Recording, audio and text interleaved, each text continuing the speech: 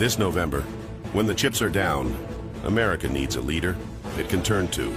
His name is Dan Campbell. He has revived not one, but 2 franchises. Welcome to Applebee's. He is a man of culture. I love the experience of a theater now. Go in and get some popcorn, get you a Coke, sit down, recline the seat. He has a plan to bring America back. But I got a plan, I swear to you. I just need you to trust me, that's all. For Detroit, for America, for you. On November 5th, there is one man who will lead America into the future. Vote Dan Campbell for president. I'm Dan Campbell, and I approve this message.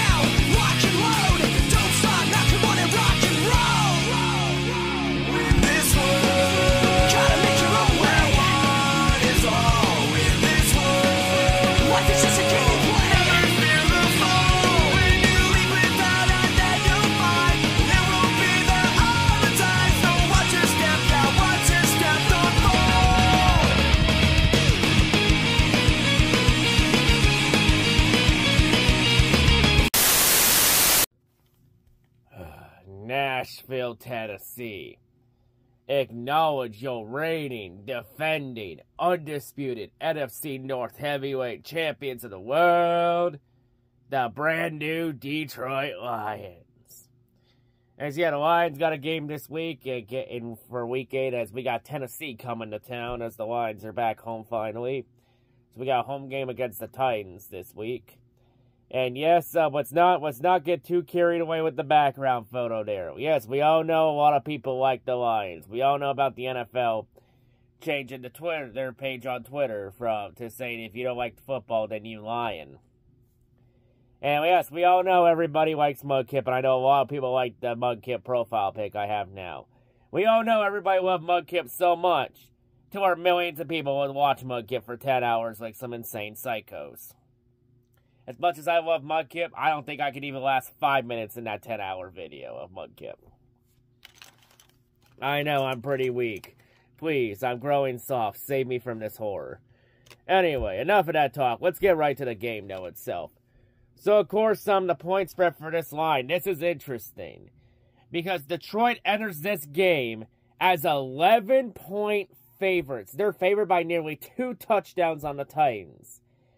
And when the Lions be favored by 11 points, that's the most amount of points the Lions have been favored in a game since 2017. Yeah, it's been a hot minute since Detroit was last favored by double digits. If anyone's wondering, no, the Lions were not double-digit favorites against Carolina last year. I believe last year the Lions were like 9-point favorites against Carolina.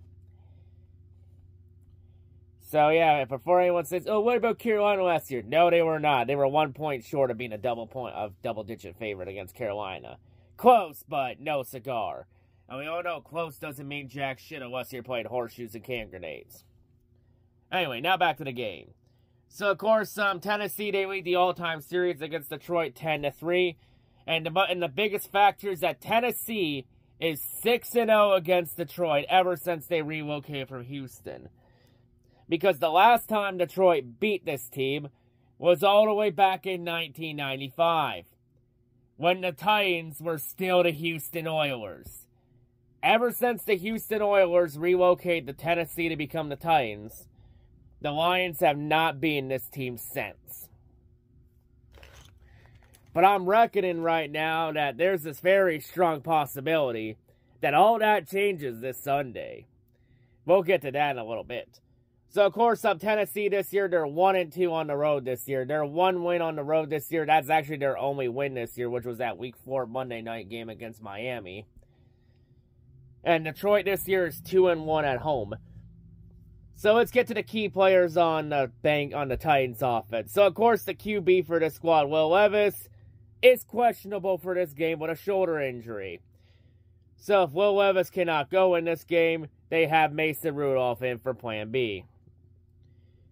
So honestly though, that Mason Rudolph's not really an upgrade from Will Levis, since Will Levis is more known this year for making goddamn memes than anything playing football. And of course, for the running back, their main running back, Tyjae Spears, is also questionable for this game with a hamstring injury. But they do got a solid backup option for running back with Tony Pollard, who formerly from the Cowboys, since the Cowboys threw him out in exchange for Ezekiel Elliott. Bad move, Dallas. Bad move. And of course, on the receiving core, well, Treylon Burks, he once again can't stay healthy for the Titans. Says, yeah, he's on the IR with a knee injury. But DeAndre Hopkins, he's questionable for this game with a lower leg injury. I think he'll power through it. I mean, the only way he doesn't play at this point is if they, trade him to, the Chiefs or some shit? Oh, shit! They actually did trade him to the Chiefs this morning. Right before recording this video, I actually got the news when I woke up that the Titans traded DeAndre Hopkins to the Chiefs in exchange for a conditional 5th-round pick that can become a 4th-round pick, depending on DeAndre Hopkins' performance in KC. You didn't even get a 2nd or 3rd-round pick for Hopkins? Jesus fucking Christ, that's a horrible fucking return on investment. You literally gave Hopkins away to the Chiefs for fucking peanuts, for fucking pennies on the dollar. And how do we make the Chiefs more offensively powerful than they already are? Let's just give them DeAndre Hopkins. God damn it. I guess Hopkins must be that replacement for Rashid Rice after Rashid went down for the year for the Chiefs. So I guess in a way it does make sense. Better than that, though, the Titans receiving core is now down to Tyler Boyd and Calvin Ridley. And they also got tight end Chig Okonkwo. Yeah, that last name's a bit of a tongue twister, I know. Now to the Titans defense. The D-line is anchored by the likes of Sebastian Joseph and Tavondre Sweat. And of course with Jeffrey Simmons holding the front for the Titans on the Titans front line.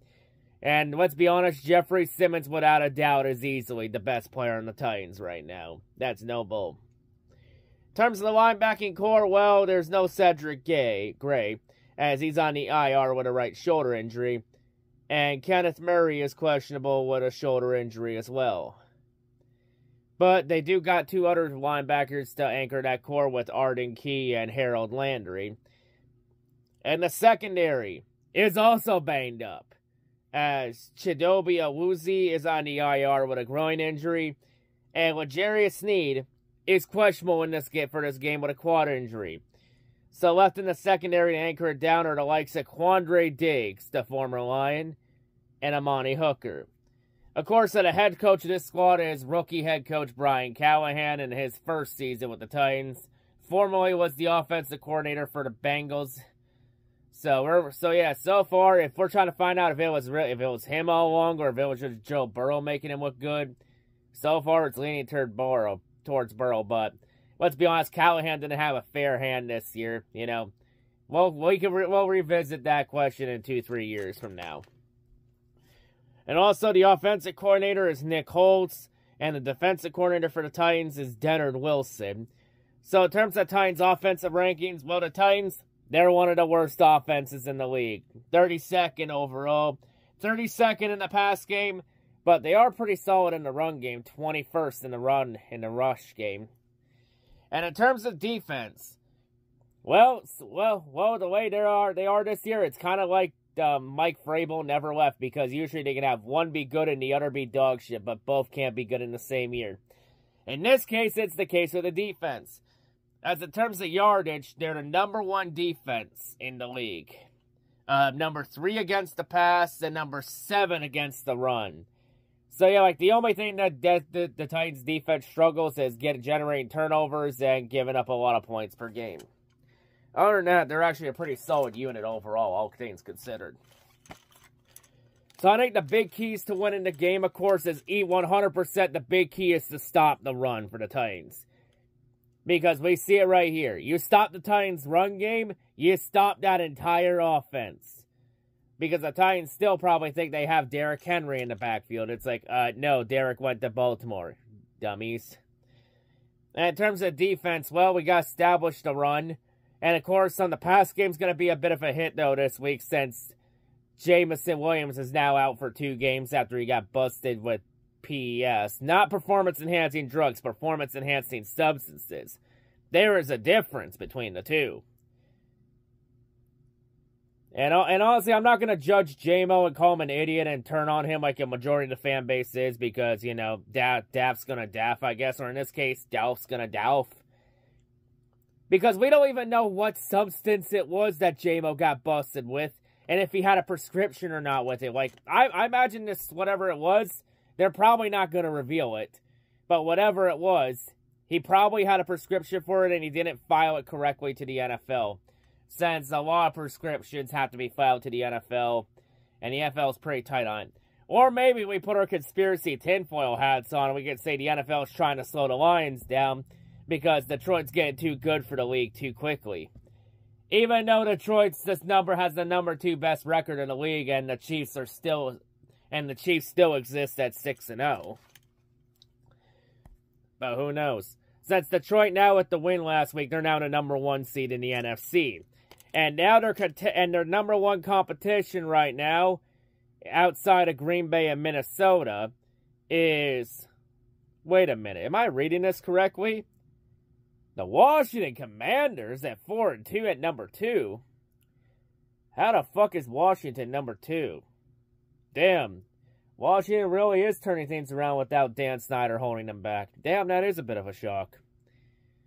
Not bad. I'm impressed with Washington. I'm not even mad. I'm impressed with Washington. Good. Honestly, good for them with how shit they've been with Dan Snyder and some of the shit he's done in the past. It's good to see them do well with Dan Snyder no longer there. Good on them.